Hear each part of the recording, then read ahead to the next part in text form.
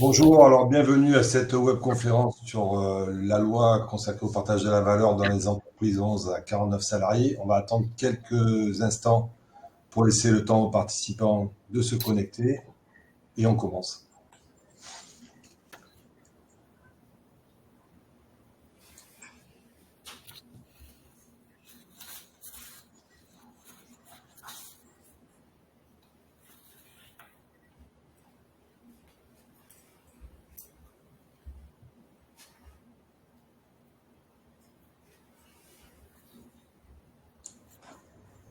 Allez, je vous propose de commencer. Alors, bienvenue à cette webconférence organisée par l'Académie UPV consacrée aujourd'hui au sujet du partage de la valeur en entreprise pour les entreprises de 11 à 49 salariés. La nouvelle obligation de partage de la valeur est entrée en vigueur au 1er janvier dernier pour les entreprises de 11 à 49. Alors, les entreprises peuvent choisir entre plusieurs dispositifs, la mise en place d'un accord d'intéressement, de participation, d'épargne salariale ou le versement de la fameuse PPV, prime de partage de la valeur. Alors concrètement, qui est concerné par cette nouvelle obligation? Est-elle expérimentale ou pérenne? Quelles sont les modalités de mise en place? Quel impact pour les entreprises? Quels avantages, quels inconvénients? Eh bien, pour répondre à toutes ces questions, nous avons réuni deux expertes, à savoir Claire Rouillet, avocat associé spécialiste en droit du travail, cabinet Capstan, avocat à Toulon, et Camille Alzehari, expert comptable, cabinet Alma Expert à Fréjus. Je les remercie toutes les deux pour leur intervention. Je vous remercie pour votre présence. En termes de modalités pratiques, vous pouvez poser vos questions tout le long de l'intervention par le biais du chat en bas à droite. Le support vous sera adressé. Je vous souhaite une bonne conférence et je passe la parole à Claire, je crois. Bonjour à tous, merci pour votre participation à cette webconférence. Effectivement, on a souhaité aborder avec vous la loi partage de la valeur dans les entreprises de 11 à 49 salariés.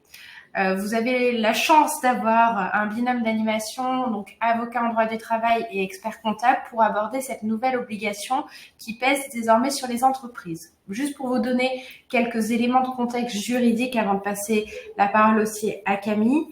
On se remet dans un contexte où cette nouvelle obligation est issue de la loi du 29 novembre 2023.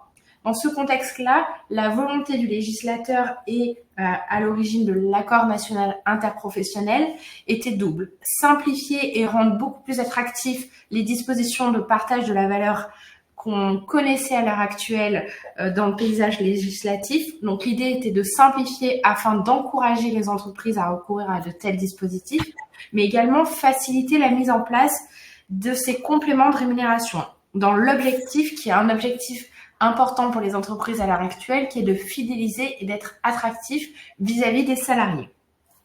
Donc, juste un point, nouvelles obligations issues de la loi du 29 novembre 2023, nouvelles obligations pour les entreprises de 11 à 49 salariés. C'est une nouveauté. On leur fait peser une nouvelle obligation, mais elles ont, et vous le verrez, la possibilité d'y répondre selon différentes modalités. Un point pour dresser également le discours, comme vous l'a dit Philippe en introduction, il s'agit d'un dispositif expérimental et on va le voir comment et combien de temps va durer cette expérimentation. Un point aussi de focus, vous l'avez vu, c'est pour les entreprises de 11 à 49 salariés. Le seuil de 11 est un seuil dérogatoire, puisqu'on y reviendra, 11 salariés, c'est dès lors que je vais passer la barre des 11 salariés, il n'y aura plus de moratoire comme on a pu le connaître par le passé sur ce seuil de 11 salariés. Donc gardez bien à l'esprit, idée de facilitation pour les entreprises qui rentrent dans ce scope-là, donc désormais. Pour Camille, donc de quoi parle-t-on sur le partage de la valeur? Quels sont les dispositifs? Bonjour à tous. Oui, on est là pour parler de partage de la valeur et je pense que pour la majorité des dirigeants, c'est un peu flou dans leur esprit en termes de dispositifs. On va parler d'intéressement, de participation, la fameuse donc PPV, ancienne prime Macron. Ça rejoint aussi les dispositifs d'épargne salariale. On va pas pouvoir tout expliquer, mais il faudra pas hésiter à poser des questions ou approfondir après, même auprès de son expert comptable ou de son avocat, certains points. Nous, on est là juste pour faire des piqûres de rappel sur la loi, effectivement, entrée en vigueur pour l'année 2025. Ça peut être des dispositifs très intéressants en termes de fidélisation de salariés. Tout dépend des activités. voilà, à manier avec précaution. Donc, d'où l'objet de cette conférence pour bien être éclairé là-dessus. Donc, en premier lieu, on souhaitait aborder avec vous le dispositif de participation. Désormais, donc, pour les entreprises de 11 à 49 salariés, il y a un dispositif expérimental. On parle de participation dérogatoire. L'objectif de cette expérimentation va concerner donc les entreprises qui ne sont pas tenues de mettre en place une participation. Donc, pour rappel, participation obligatoire à partir d'un seuil de 50 salariés. Donc là, comme on vous l'a dit, le seuil d'effectif est vraiment en dessous de 11 à 49 salariés. Donc, pour ces entreprises-là, on va pouvoir mettre en place une participation avec une formule de calcul bien moins barbare que celle qu'on connaissait pour les entreprises qui relèvent du droit commun. Comme on vous l'a dit en préambule, une expérimentation sur 5 ans et seront concernées les entreprises qui ne sont pas dans le scope de plus de 50 salariés ou qui ont franchi le seuil de 50 salariés depuis moins de 5 années civiles. Alors, un petit point d'attention néanmoins, le bénéfice de ces dispositifs expérimentaux est réservé aux entreprises de moins de 50 salariés n'ayant pas atteint ce seuil depuis 5 années consécutives. Ça ne semble pas conforme à la volonté à la base du législateur, puisque le législateur visait vraiment les entreprises de moins de 50. Donc là, on a une petite tolérance en permettant aux entreprises qui bénéficiaient du moratoire de rentrer dans ce dispositif-là. Ça ne semblait pas être néanmoins la volonté du législateur en la matière. Peu d'impact pratique, mais gardez-le en tête.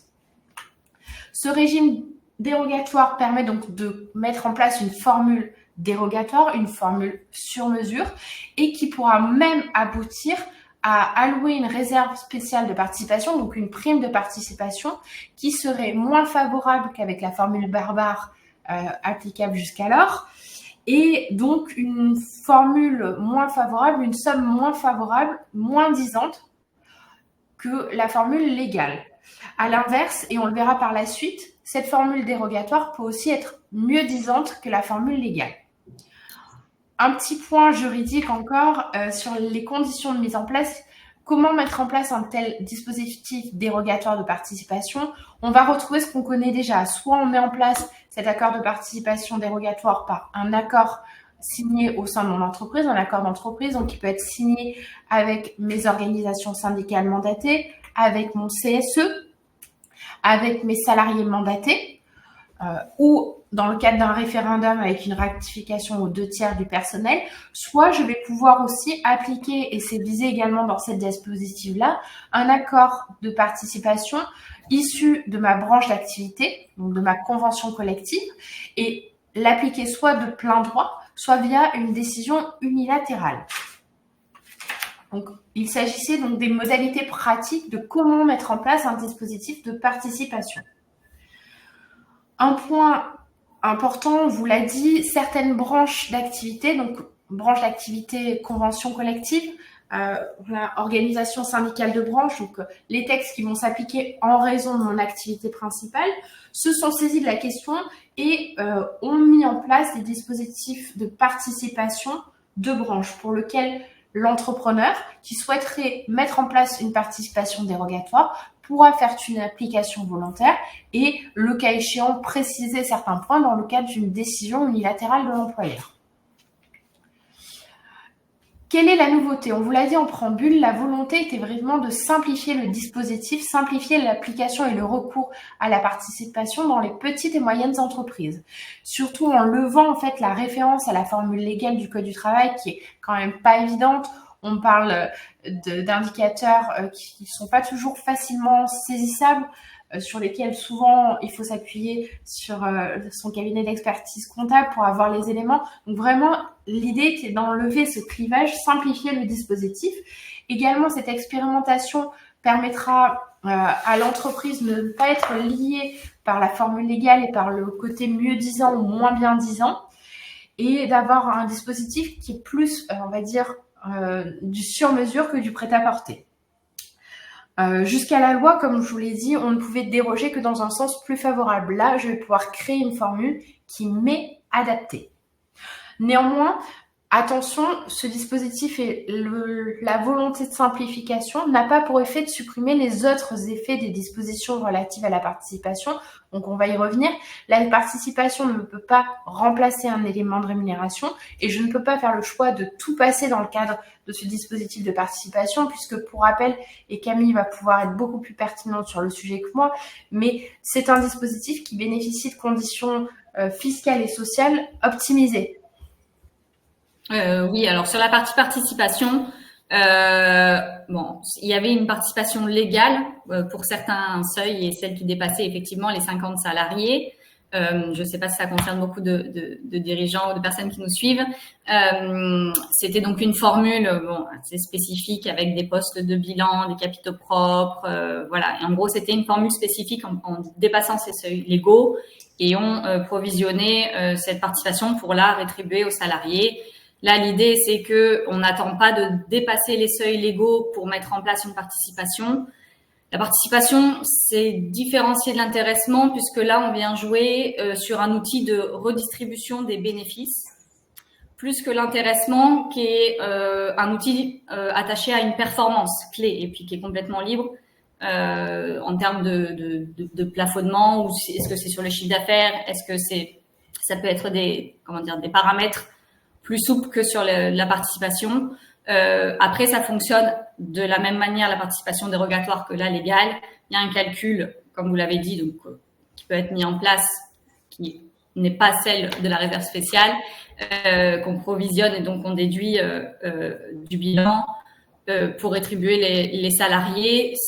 Il y a toujours cette idée de pouvoir, pour les salariés, leur proposer de placer ces sommes sur de l'épargne salariale par la suite. Voilà, ça c'est un autre volet, mais toujours dans l'idée, c'est de rétribuer et partager les bénéfices avec les salariés. Donc, dans l'idée de la loi, vous l'avez compris, c'est de créer de nouvelles obligations pesant sur les entreprises de 11 à 49 salariés à compter du 1er janvier 2025, mais d'offrir différents supports, différents dispositifs pour répondre à cette obligation. Donc, qui pourra mettre cette participation dérogatoire en place? On vous l'a dit, les entreprises de moins de 50 salariés, de moins de 50 salariés, ou d'au moins 50 salariés, mais depuis moins de 5 ans, celles qui ont un bénéfice net fiscal insuffisant ou inexistant. Donc, quand bien même elles ont 50 salariés, elles ne dégagent pas le bénéfice requis pour se voir appliquer la disposition légale de participation. Et celles qui, bien qu'ayant 50 salariés, avaient mis en place un dispositif d'intéressement dont a parlé Camille et qui bénéficient du coup d'un nouveau moratoire qui, elle, n'était tenue de mettre en place un dispositif de participation qu'au bout de 3 ans. Donc, pour ces entreprises-là, on a la volonté de simplifier les choses et de leur permettre de bénéficier du régime dérogatoire. Un point important aussi, et vous l'avez vu, on ne l'a pas précisé, on n'a pas pris le soin de le préciser, mais on parle de participation dérogatoire et on vise souvent le QR, question-réponse. Pourquoi? C'est ce qu'il faut savoir, c'est que le ministère du Travail a publié un question-réponse sur la loi partage de la valeur. Et ce question-réponse nous permet d'avoir des précisions, notamment sur ce régime dérogatoire de participation. Un point, donc on vous l'a mis là, c'est que sont concernées les entreprises de moins de 50 salariés et donc sont exclues du bénéfice les entreprises qui relèvent d'une unité économique et sociale, une UES. Dès lors qu'on est sur une UES, dans ce cadre-là, ce régime dérogatoire ne pourra pas s'appliquer. On vous l'a dit en préambule, il s'agit d'un régime dérogatoire qui est mis en place à titre expérimental, ce qui veut donc dire que l'exercice fiscal et social au titre duquel ce régime dérogatoire s'appliquera prendra fin avec l'exercice du 29 novembre 2028. Donc en fait, à compter de cette date, l'entreprise ne pourra plus recourir à ce dispositif de participation dérogatoire. Camille, c'est clair pour l'explication? Non, c'est tout à fait clair. Après, on le sait bien que ils ont matière à pouvoir revenir sur ces dates-là et sur le périmètre d'application des entreprises concernées. Là, ce qu'il faut effectivement retenir, c'est que il y a 5 ans à peu près pour le mettre en place. Donc, il faudra pas attendre sûrement la fin des 5 ans, mais de toute façon, Pour les sociétés et entreprises concernées, les chefs d'entreprise savent s'ils adhèrent à ces principes-là, même si on leur explique, ou certains sont assez réfractaires d'office. Donc bon, on verra sur les 5 ans. Je pense qu'ils attendent de faire un bilan vraiment de l'application. Effectivement, et on le verra par la suite, pour ces entreprises-là qui rentrent donc dans le scope des 11 à 49, qui doivent donc s'intéresser au partage de la valeur, on voit que sur certains dispositifs, on pourra attendre 1 an complet avant de le mettre en place. Et on va y revenir dans le cadre de la présentation. Donc, il est utile de s'en saisir d'ores et déjà, de commencer à y réfléchir si c'est un point sur lequel vous souhaitez travailler et revenir. Néanmoins, comme dans tout dispositif de rémunération variable et différée, on a un petit délai pour mettre en place ces dispositifs qui sont assis sur des éléments variables et des éléments qui par nature sont aléatoires. Un point, je voulais préciser tout à l'heure sur les conditions et les modalités de mise en place. Pas de décision unilatérale. On privilégie la voie de l'accord, sauf à appliquer un accord de branche. Les entreprises qui, à l'heure actuelle, avaient déjà un accord de participation ne pourront le modifier pour désormais bénéficier du régime dérogatoire. Elles sont tenues par ce qu'elles avaient mis en place au sein de leur entreprise. On vous l'a dit tout à l'heure, les accords de participation doivent être conclus avant l'expiration d'un délai d'1 an qui vont suivre la clôture de l'exercice. Donc, ce qui nous laisse néanmoins un petit temps là suite à l'entrée en vigueur de cette nouvelle obligation pour s'y intéresser et mettre en place un dispositif qui vous sera applicable et qui vous conviendra avec des conditions.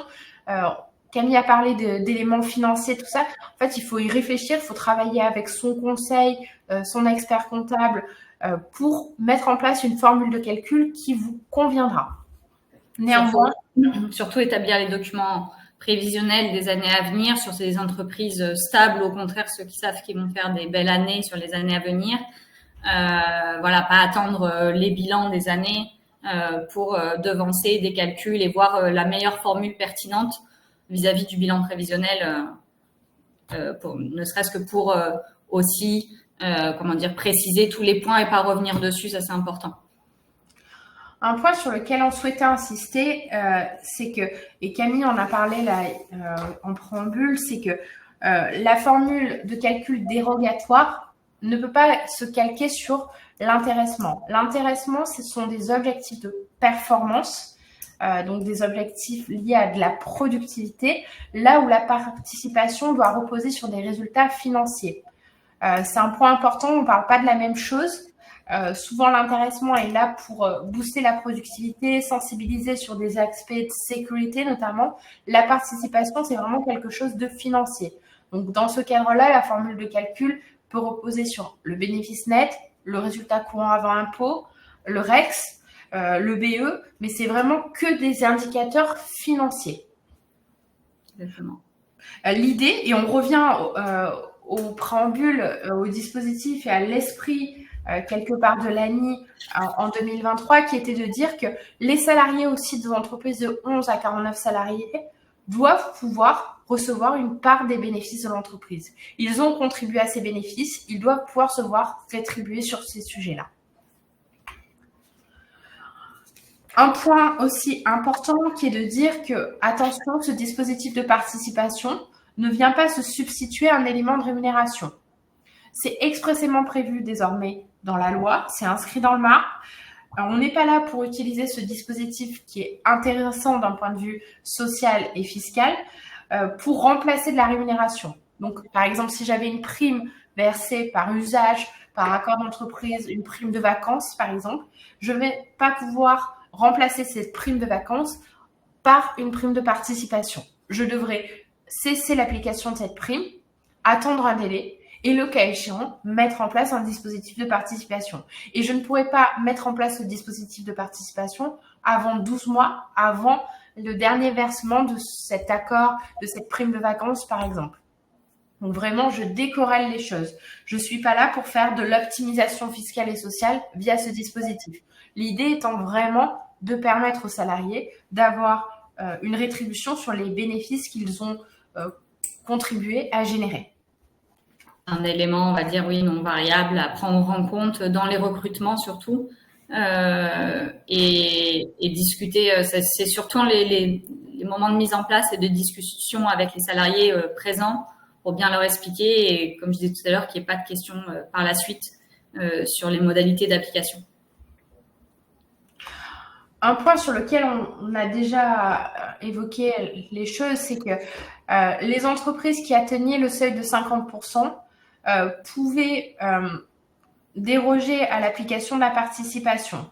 Les entreprises, donc en fait, se voyaient accorder un moratoire quelque part, on va l'appeler comme ça, quant à la mise en place de la participation. Désormais, on voit qu'elles ne pourront pourront bénéficier, excusez-moi, de ce dispositif de moratoire que pendant 3 ans. Alors, partage de la valeur, on voit que désormais, on doit s'intéresser à cette question-là dans les entreprises de 11 à 49 salariés à compter du 1er janvier 2025. On vous a présenté un premier dispositif qui est de se dire « je mets en place de la participation de manière dérogatoire ».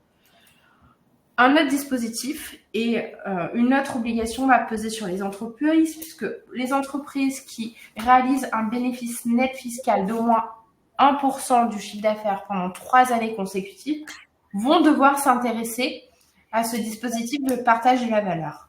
Un des mécanismes, un des dispositifs qu'elles pourront mettre en place, et on vient d'en parler, c'est la participation dérogatoire. Et on va voir que d'autres dispositifs existent dans le cadre de cette expérimentation et vont permettre aux entreprises de répondre à cette nouvelle obligation qui est d'associer les salariés et leur faire bénéficier d'une rétribution quant aux bénéfices qu'ils ont contribué à générer.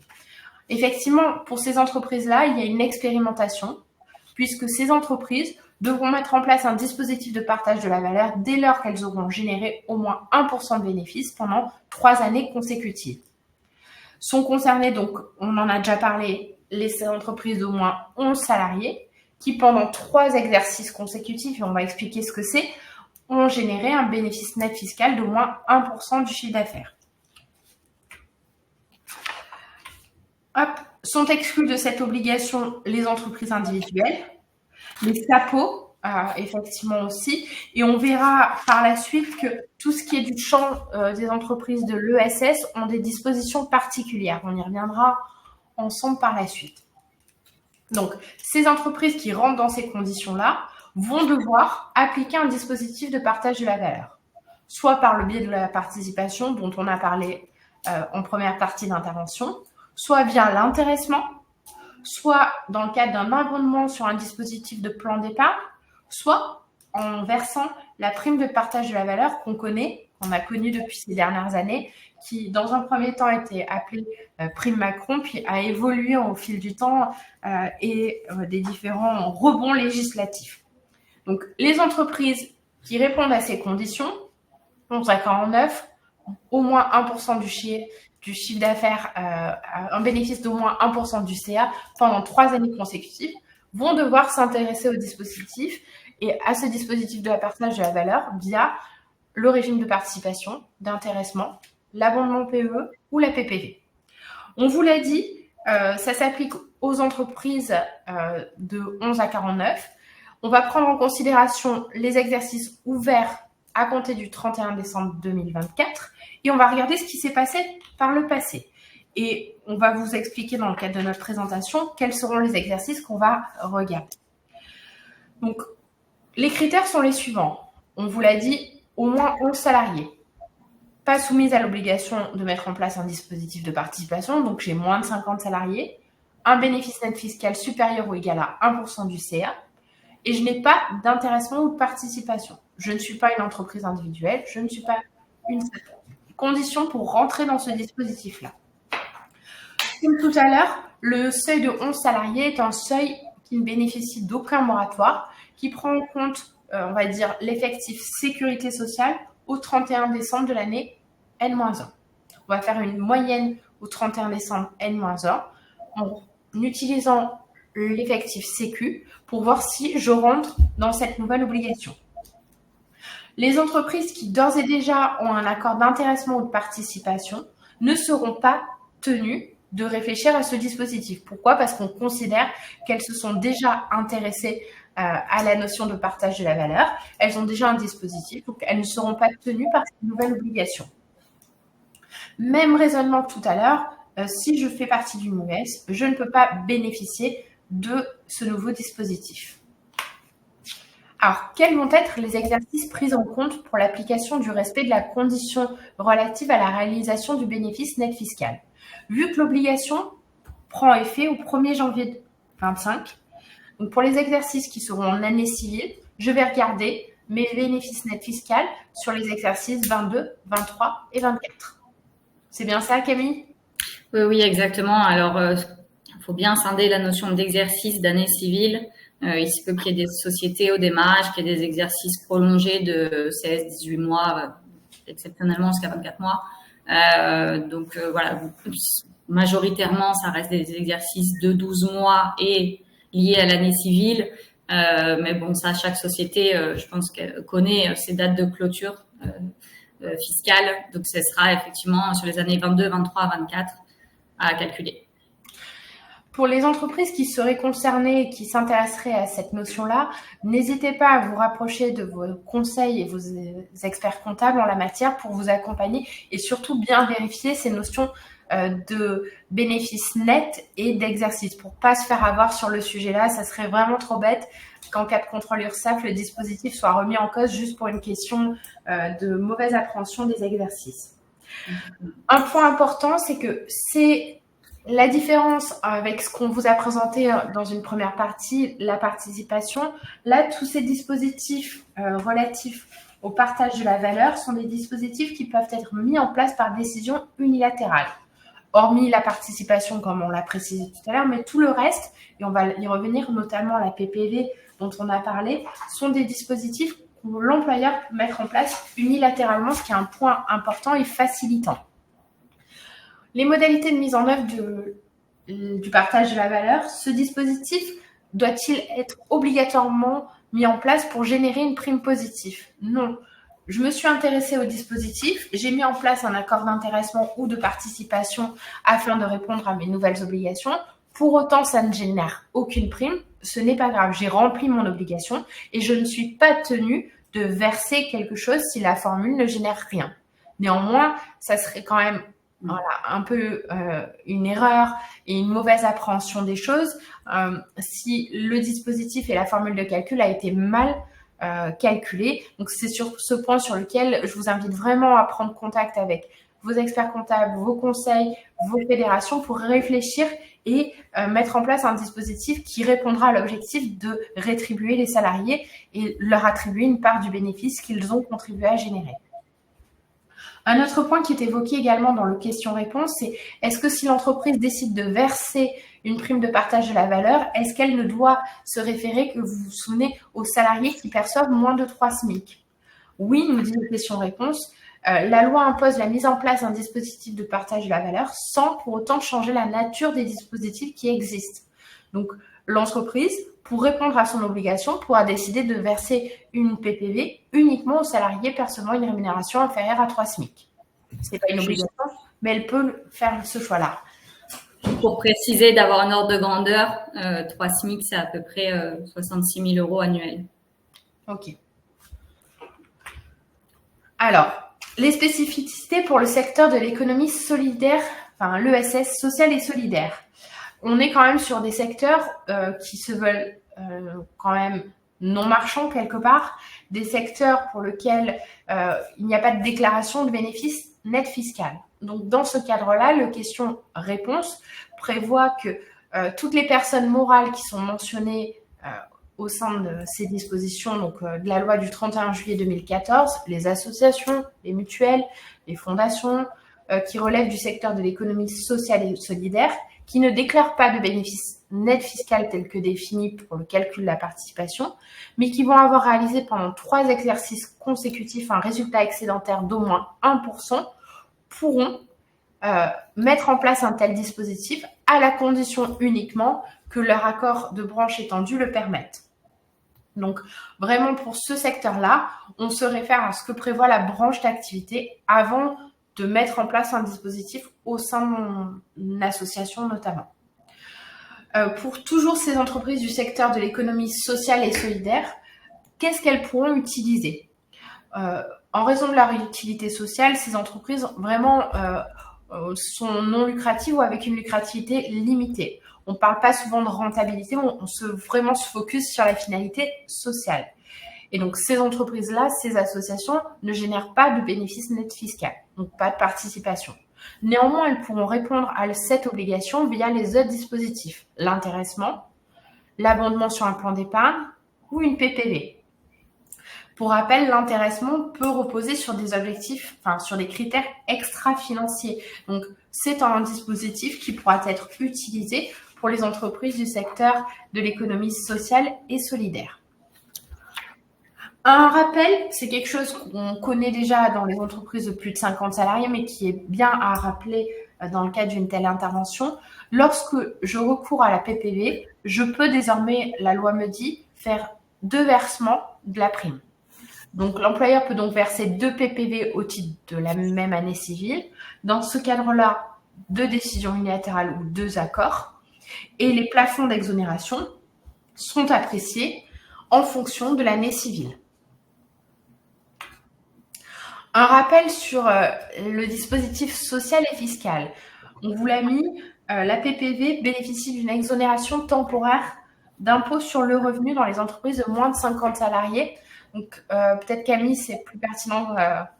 Oui, ça a été en effet, la PPV a eu un engouement en 2024 lié à cette disposition spécifique. Donc l'idée, c'est une prime qui, en dessous d'un certain seuil, donc toujours 3 SMIC, donc dans 66 000 euros bruts par an, le salarié qui percevrait cette prime est exonéré donc de cotisations, de CSG CRDS, qu'on appelle les prélèvements sociaux, et d'impôt revenu. Pour la partie forfait social, c'est pour les entreprises d'au moins 250 salariés. Donc c'est l'un ou l'autre.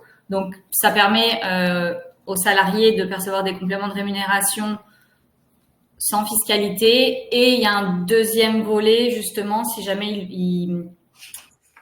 cette somme, il attribue sur des plans d'épargne retraite ou au plan d'épargne entreprise, on peut avoir d'autant plus un levier fiscal et d'abondement, justement, après, voilà, on en parlera par la suite, pour d'autant plus accentuer cette prime. La seule chose, c'est comme tout produit, entre guillemets, d'épargne, il y a des conditions. Donc après, c'est un peu à l'affinité des salariés de savoir est-ce qu'ils préfèrent percevoir leur salaire tout de suite en termes de prime, ou est-ce qu'ils se voient, s'amputer de cette prime pour la placer sur un plan d'épargne pour percevoir les avantages. Dans tous les cas, il y a un avantage et un inconvénient.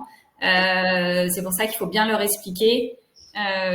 Voilà, principalement, je sais que sur les sociétés que j'accompagne, ils aiment bien avoir une seule méthode et pas un qui place sur un plan d'épargne, un qui prend directement sur sur son salaire. Voilà, faut bien expliquer ces différents outils vraiment intéressants, surtout pour les plafonds. Donc, c'est 3 000 et 6 000 euros si jamais il y a déjà des dispositifs de participation d'intéressement mis en place. Voilà, à calculer, mais comme disait Claire tout à l'heure, attention à ne pas verser la PPV en remplacement d'une prime usuelle de vacances ou autre. Voilà, certains ont souhaité le faire. On n'a pas encore assez de recul sur les contrôles URSSAF liés à cette PPV. On le sait qu'il y a, Claire le rappellera, un formalisme, donc parce qu'il faut une DE ou un accord signé, enfin matérialiser en tout cas par écrit le versement de cette prime. Alors c'est assez embêtant, c'est rigoureux, c'est du formalisme, mais malheureusement en cas de contrôle, c'est un des premières choses qu'il vient de voir, c'est le papier et pas simplement si on a bien exonéré de cotisations sociales. Voilà, on verra encore dans les années à venir.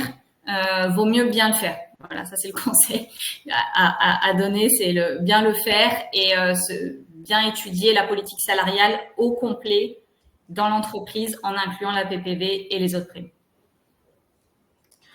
Alors, effectivement, donc, comme Camille vous l'a présenté, il y a une exonération d'impôt sur le revenu des sommes affectées dans le cadre d'une PPV sur le plan d'épargne, que ce soit un PE, PEI, PERCO ou les dispositifs interentreprises d'ailleurs. Un point important qui mérite d'être souligné, c'est que lorsque la PPV est attribuée, l'entreprise doit établir une fiche distincte au bulletin de salaire. Donc, lorsque la PPV va être attribuée et que l'entreprise a un plan d'épargne entreprise, il faudra établir une fiche distincte du bulletin de paie en mentionnant bien une ligne avec la prime attribuée, son traitement social, la possibilité de le verser sur le plan d'épargne entreprise et les délais requis en la matière, les délais dont bénéficiera le salarié pour procéder à cette affectation. Cette fiche, désormais, et c'est inscrit dans la loi, peut être remise par voie électronique, sauf opposition du salarié de recourir à un tel dispositif. On vous a effectivement parlé du régime fiscal et social. Vous le verrez dans le cadre du tableau, on vous a mis un tableau avec un récap quant à l'intégralité du traitement social et fiscal de la PPV. Nous vous laissons en prendre connaissance et ça vous sera diffusé à l'issue de la présentation. Un autre dispositif qui est assez intéressant, bien que peu utilisé, on en parlait tout à l'heure en préambule, c'est le plan de partage de la valorisation de l'entreprise.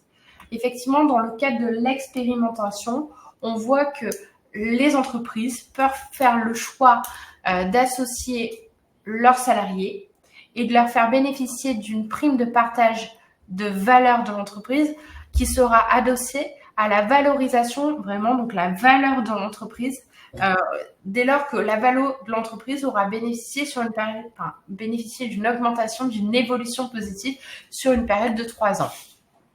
Donc, sont concernés par ces dispositifs l'ensemble des employeurs de droit privé, les EPIC, les EPA, et également les entreprises qui relèvent d'un groupe. Il n'y a pas de condition d'effectif et c'est un plan qui va permettre d'associer les salariés à la valorisation de l'entreprise, un plan qui est sur 3 ans.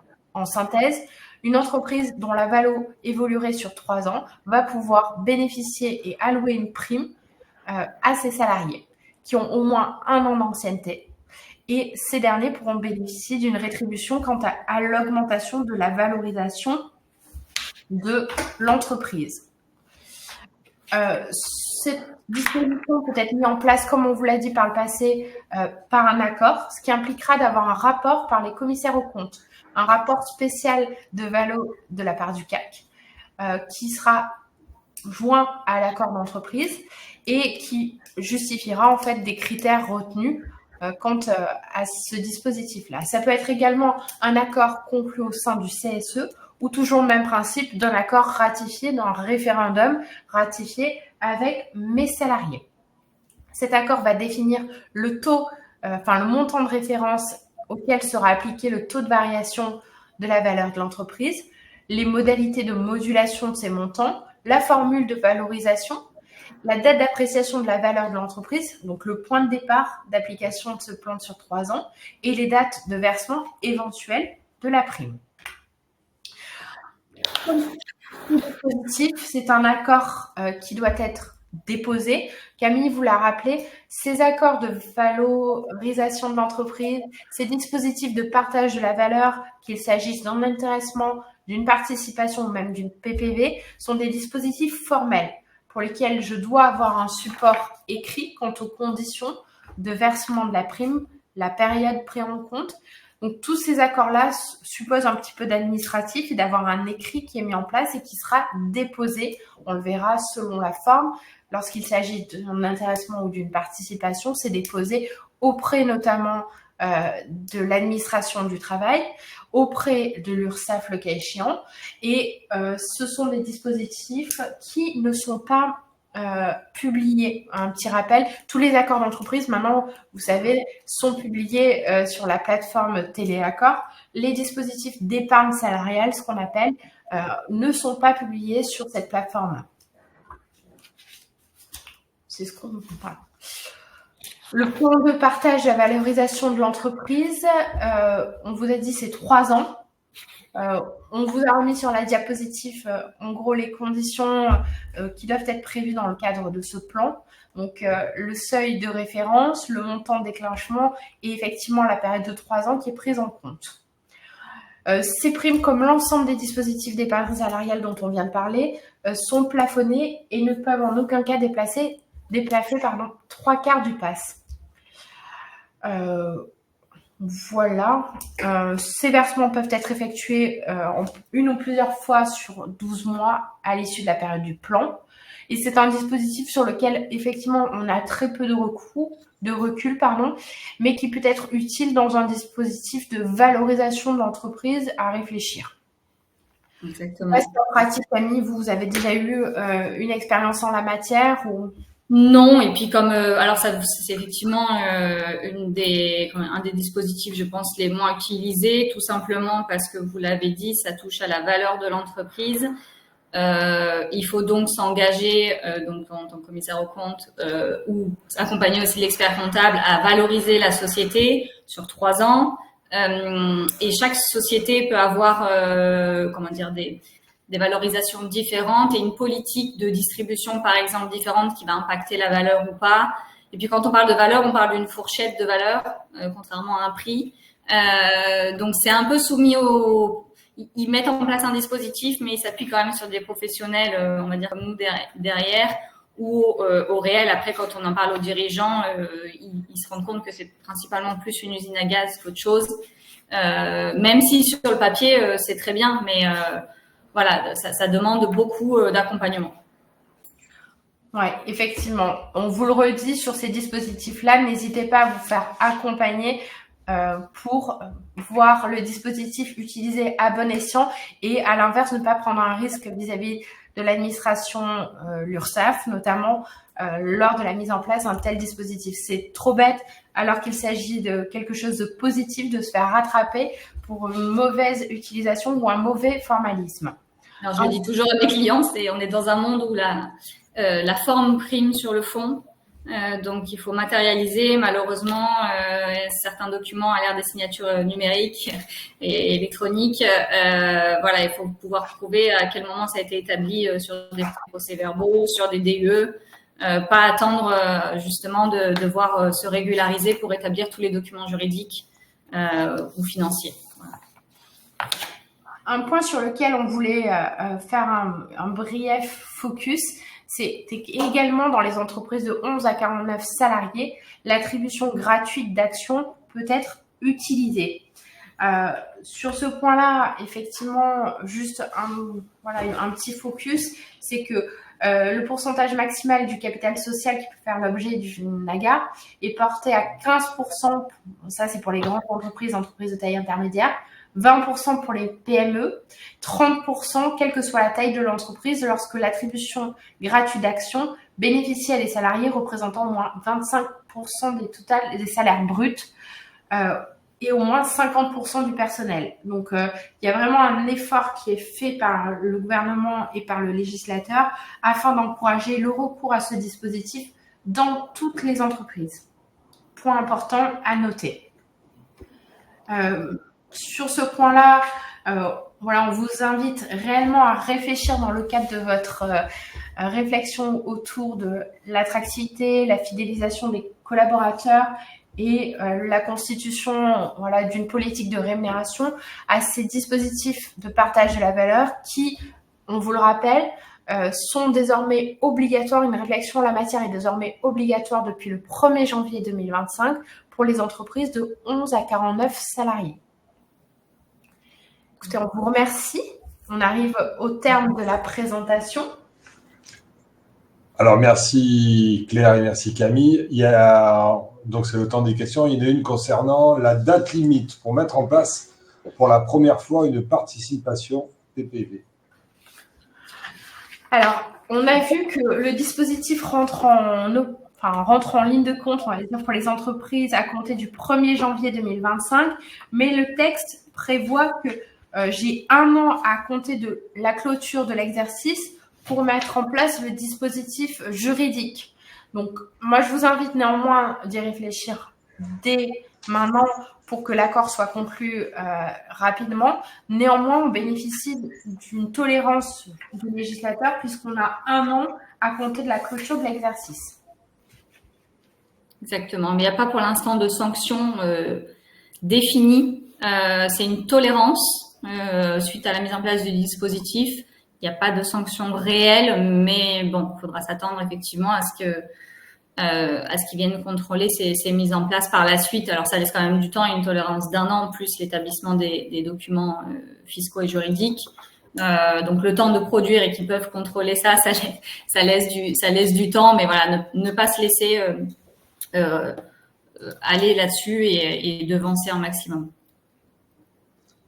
Merci. Alors, une question, je vais la lire. Qu'en est-il pour les établissements saisonniers concernant la PPV? Alors, il y a plusieurs questions, hein. Alors je vais essayer de les prendre dans l'ordre. Qu'en est-il pour les établissements saisonniers pour la PPV?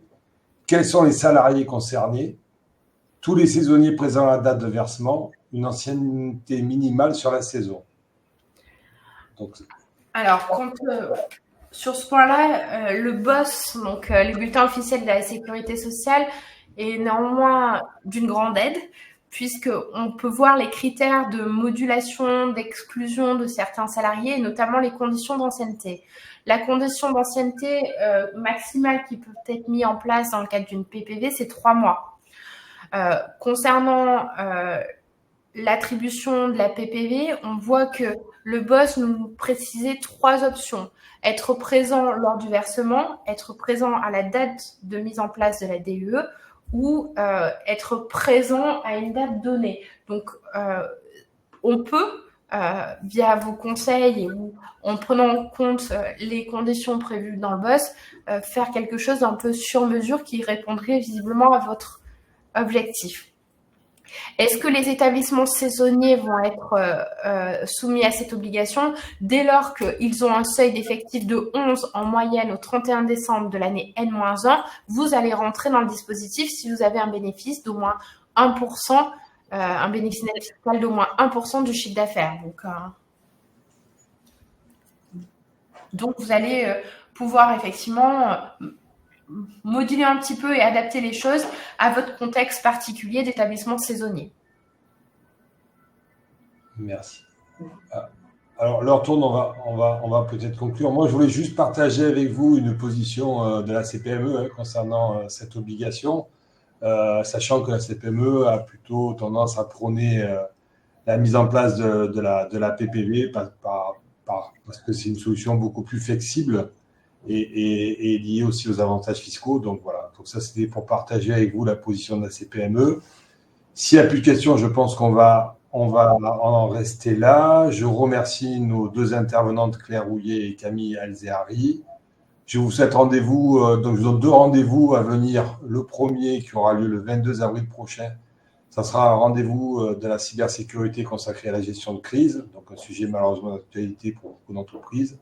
Et un second rendez-vous le 15 mai qui sera consacré à la gestion des travailleurs étrangers dans l'entreprise. Je vous remercie, je vous souhaite une bonne journée à toutes et à tous et à bientôt. Au revoir. Au revoir.